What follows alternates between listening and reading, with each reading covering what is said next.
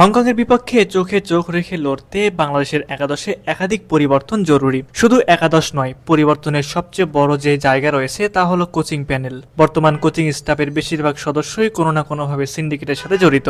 বাংলাদেশ জাতীয় ফুটবল দল ধীরে ধীরে উন্নতির পথে হাঁটছে ঠিকই, তবে এখনও বড় দলগুলোর বিপক্ষে লড়াইয়ে অনেক ঘাটতি রয়ে গেছে। হংকং, যারা সাম্প্রতিক বছরগুলোতে এশিয়ার শক্তিশালী মাধ্যম পর্যায়ের দল হিসেবে নিজেদের প্রতিষ্ঠিত করেছে, তাদের বিপক্ষে মাঠে নামতে হলে বাংলাদেশ দলকে কৌশলে এবং গঠনে আনতে হবে বেশ কিছু গুরুত্বপূর্ণ পরিবর্তন।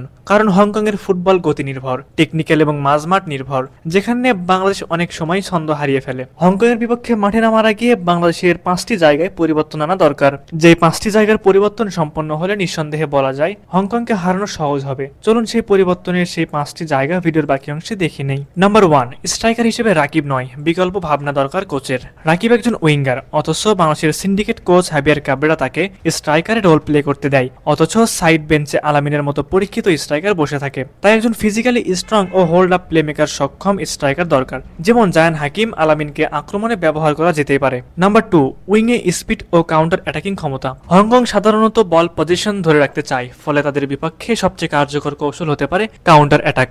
এজন্য বাংলাদেশের দরকার দ্রুতগতির উইঙ্গার। ফাহমিদুল ইসলাম, তানিল সালিকের মতো দ্রুতগতির খেলোয়াড়দের একাদশে জায়গা দেওয়া প্রয়োজন। নাম্বার 3, ডিফেন্সিভ মিডফিল্ড কৌশল। হংকং এর মূল শক্তি তাদের মাঝ মাঠে, তারা এখান থেকে খেলার নিয়ন্ত্রণ নেয়। তাই বাংলাদেশের উচিত হবে ডাবল পিভট বা 2 জন রক্ষণভাগের মাঝমাঠ খেলোয়াড় ব্যবহার করা, যেখানে হামজা সুমিতের পাশাপাশি জামাল ভুঁইয়াকে খেলানো যেতে পারে। পাশাপাশি একজন তরুণ ও পেশি মিডফিল্ডার যেমন কিউবা মিচেলকে যুক্ত করলে ভারসাম্য রক্ষা করা যাবে। নাম্বার 4, রক্ষণভাগের অভিজ্ঞতা ও লম্বা খেলোয়াড়। হংকং এর উইং ও সেন্টার অ্যাটাকে গতি রয়েছে, তারা দ্রুত বল আদান প্রদান করে এবং লং বলে বিপক্ষের রক্ষণ ভাঙার চেষ্টা করে। তাই বাংলাদেশের রক্ষণভাগে অভিজ্ঞ ও উচ্চতা সম্পন্ন ডিফেন্ডার দরকার, যারা হেডিং এ এবং শারীরিকভাবে শক্তিশালী। সবশেষ নাম্বার 5, কোচ পরিবর্তন, যেটা বর্তমানে দেশের ফুটবলে সবচেয়ে বেশি দরকার। উপরে 4টি পরিবর্তন সম্ভব যদি কিনা কোচকে পাল্টানো যায়। তবে অবাক করা বিষয় হলো বারবার ব্যর্থ হওয়ার পরও কাবরেরাকে বাদ দিচ্ছে না বাফুফে।